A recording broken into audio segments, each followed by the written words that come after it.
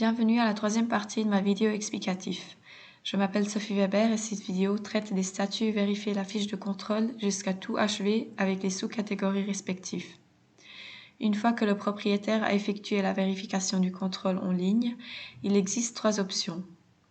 Tout d'abord, si le propriétaire n'est pas d'accord avec le résultat, le contrôle est déplacé vers le statut Conseil. L'organe de classification doit contacter le propriétaire. Si une solution a été trouvée, le contrôle peut être déplacé vers le statut approprié, indiqué dans le coin supérieur droit.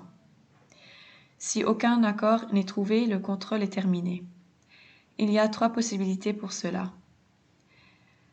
Abandonner la classification, nouvelle classification et contrôle ultérieur. Deuxièmement, si les déficits ont été constatés au cours du contrôle, l'objet est placé dans le statut correction des déficits. Après que le contrôle a été effectué, à condition que le propriétaire soit d'accord avec ce qui a été convenu.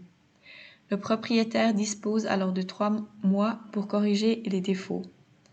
Afin de pouvoir achever le contrôle, l'organe de classification exige du propriétaire qu'il fournisse une preuve de correction sous la forme d'une photo ou autre.